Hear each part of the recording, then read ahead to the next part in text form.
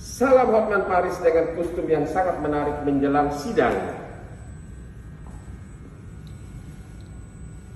Oke, ribuan rakyat Indonesia termasuk netizen bertanya kepada Hotman Paris terkait kasus penangkapan Richard Lee, Dr. Richard Lee. Banyak orang bertanya, kenapa sih kasus ecek-ecek cuma pencemaran nama baik, kok nangkapnya kayak penjahat kakap? Kok nangkapnya kayak penjahat gembong besar? Jadi orang hanya tahu kasus pencemaran nama baik pasal 27 ayat 3 Undang-Undang ITE. Tapi berdasarkan informasi lainnya ternyata memang benar kasusnya itu bermula dari laporan polisi pencemaran nama baik. Pencemaran nama baik atas postingan-postingan di Instagram. Kemudian setelah dilapor pencemaran nama baik oleh penyidik, akun Instagramnya dan emailnya dan handphonenya disita, yaitu milik dari terlapor setelah mendapat izin dari pengadilan. Oke? Timbul kasus baru karena katanya ada oknum yang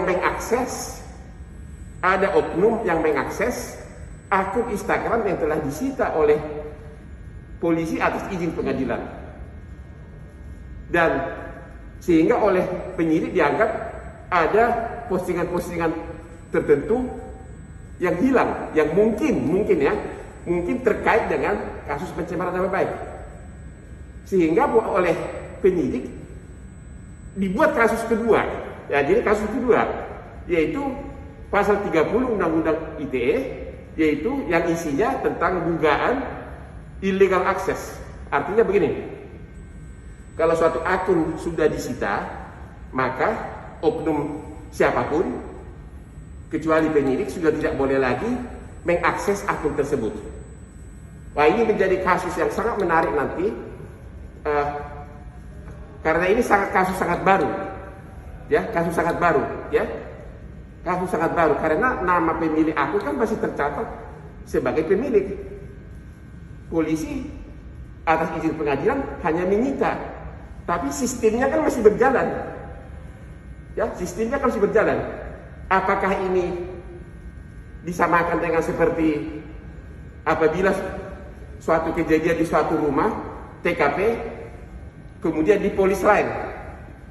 Kalau suatu tempat sudah di polis lain, contoh perbandingan ya, apakah orang masih boleh mengakses masuk atau memindahkan barang di dalamnya? Ya, itulah katanya alasan kenapa pasal 30 Undang-Undang ITE diterapkan, dan juga pasal 221 KUH pidana, yaitu dugaan menghilangkan barang bukti. Ini dugaan loh, kita tidak tahu apakah benar ada akses atas akun yang sudah disita oleh polisi. Kita tidak tahu apakah benar ada dugaan menghilangkan barang bukti.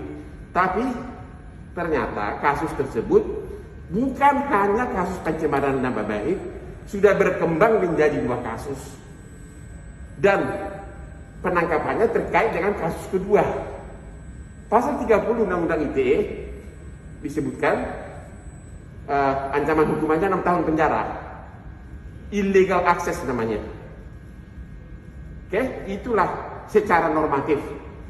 Substansinya apakah siapa pelakunya, saya tidak bisa memberikan komentar. Tapi kasus tersebut bukan hanya pencemaran nama baik, ada 2 kasus. Dan mudah-mudahan Kabid Humas Polda Metro Jaya segera bikin konferensi pers agar masyarakat tahu kasus apa yang terjadi. Karena memang dari video penangkapan memang kelihatan sangat gawat, sangat kelihatan seolah-olah kasus raksasa. Oke, ini ketenteraman, sebaiknya Kabid Humas Polda Metro Jaya segera bikin press release agar masyarakat tahu kasus apa sehingga harus ditangkap. Salam Hotman Paris.